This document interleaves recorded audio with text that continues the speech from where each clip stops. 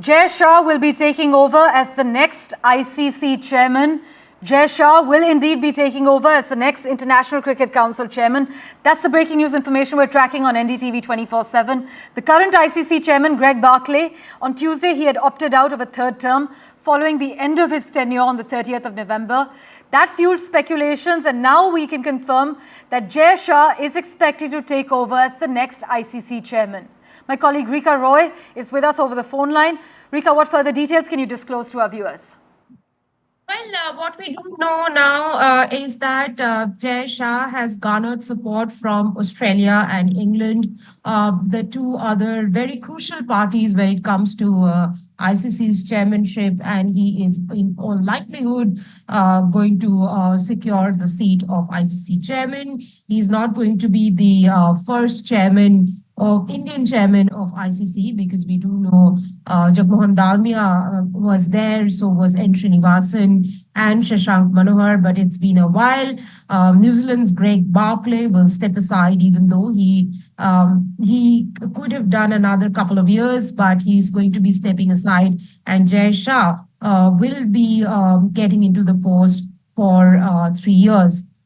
In fact, there's a statement from ICC that's there that was there, which was announced on August 27th. It said that ICC chair Greg Barclay confirmed to the board that he will not stand for a third term and will step down for the post when his current tenure finishes at the end of November. Barclay was appointed as the independent ICC chair in November 2020 before being re-elected in 2022. And the current directors are now required to put forward nominations for the next chair. By 27th of August, Jay Shah had put in his nomination. So Greg Barclay is going to step aside. Jay Shah, the Secretary of Board of Control for Cricket in India, is going to step in as the next chairman of ICC once his tenure is over in November.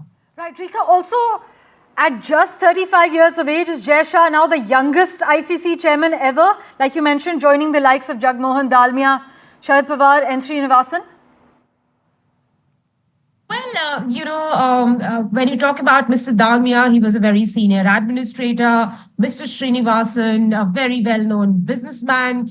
Shashank Manohar, of course, a legal luminary. They have spent a lot of time in their respective professions before going on to, going on to the ICC chair. Jay Shah, yes, he's going to be the youngest ICC chairperson at 35. He will lead the game's governing body. There are a lot of changes that have happened in ICC following the ICC Cricket World Cup in the US. There have been questions raised about the money that was spent during the course of the tournament, particularly for the US leg of the tournament. Two of ICC's key personnel have resigned. Questions of impropriety. A lot of things that, Jay Shah, as he takes over as the chairman, has to now fix within the ICC. Of course, it still remains a cozy club. We'll really have to see whether Jay Shah is able to expand the game further and make ICC look beyond a cozy club of a few elite nations. Apart from the elite countries, there are a few associate and affiliate nations that play cricket, but the impact of the game hasn't been really high. It's not been a high impact game, though. We know that with 2028 Olympic Games, it'll make its entry in Los Angeles, and it'll be a big moment for cricket to enter Olympics and be regarded as one of the key global sports, even though, there is a huge fan following so far as cricket is concerned, but it is still a long, long way to be called a global sport. And that is one of the things that the games administrators have to look into. That is one of the big responsibilities that Jay Shah will have. Right, Rika, also, are we aware of when Jay Shah's tenure will start?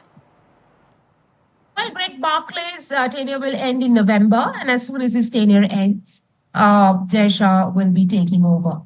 Right, and if Jay Shah decides to move to ICC with a year of his secretaryship still left, he'll have 4 years left in the BCCI? Well, really, I mean, if BCCI doesn't have elections and gets in a new secretary, he can continue. He will continue as the secretary of BCCI till the next elections happen. Right, Rika. Also take our viewers through what this means for Indian cricket and the future of Indian cricket. Well, India is already a superpower when it comes to cricket. 80% of cricket's revenue comes from India. There are other nations who look forward to India for the revenue that India generates. We'll really have to see with Jay Shah becoming the chairman of ICC how better that revenue is now utilized by ICC, and how well he is able to lead the other nations into the future. And also, Rika, how influential is Jay Shah considered as far as the ICC boardroom is concerned? We know he's currently the head of the ICC's all-powerful Finance and Commercial Affairs Subcommittee, but what further details can you disclose? Well, we all know that he is the Indian Home Minister's son, and of course, with that comes a lot of power, responsibility. He has been the secretary of BCCI for a while, and in the BCCI scheme of things, secretary is the most powerful person, more powerful at times than the president, because he's the one who signs off on all important engagements and on all important decisions. So he's played that role as the key person in BCCI, and now is going to head ICC and have a very key role to play. Having said that, I think the kind of free hand that he had in BCCI, it'll be less in ICC. There will be other nations to look after. They will have their views as well. He's currently being supported by England and Australia, and that's the news that has come in this morning, that he has garnered their support. So there'll be crucial players in terms of Jay Shah's engagement in ICC is concerned, because he has to keep the other stakeholders happy even when he's a part of the ICC.